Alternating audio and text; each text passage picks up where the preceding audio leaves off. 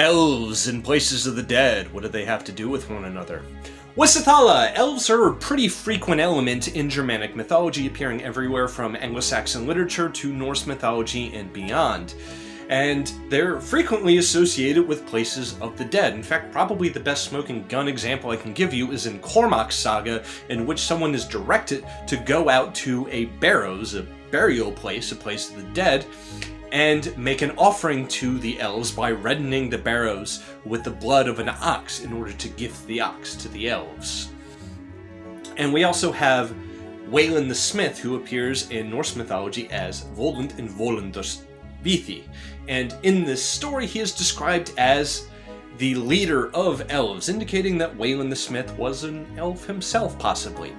And this is interesting because in England, there is actually an old Bronze Age barrows very much associated with Waylon the Smith called Wayland's Smithy. So Wayland is very heavily associated with a place of the dead as a result.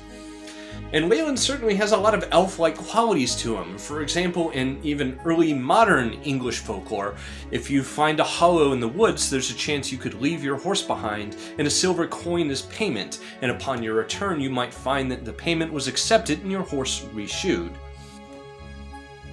And there's also criticisms and complaints by Christian monks in Anglo-Saxon England of people making offerings to the elves and engaging with the elves at places such as Barrows and Crossroads. But the association with Barrows and Crossroads, that equivalency suggests it may have less to do with the dead and more to do with what places of the dead represented in a geographical sort of way.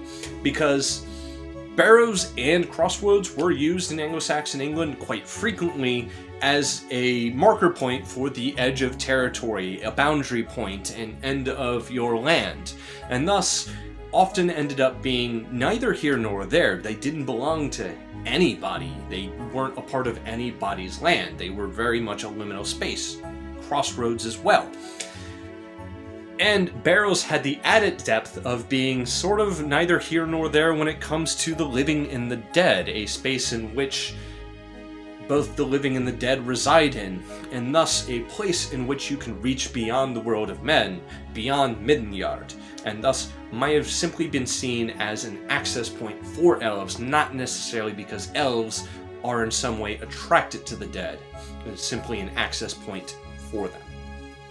And while elves can certainly be helpful, such as Waylon the Smith reshoeing your horse, they can also be incredibly vindictive, because if you read more about Waylon the Smith, he's actually a terrifying person, because in Volundus Vithi, he is taking revenge on King Nithad by slaying his sons, turning their skulls into cups and their eyes into jewels, and then offering them to King Nithad as a part of his revenge. And that's the nice part of his revenge. It gets worse. On top of that, we also have in Anglo-Saxon medical treaties something called Ylfshotas, elf shot in Old English, which is a missile fired by elves that invades the human body and can cause anything from a mild cramp to something serious like an aneurysm or a stroke. So elves are not beings you want to trifle with, and generally, if you can help it, are best left alone.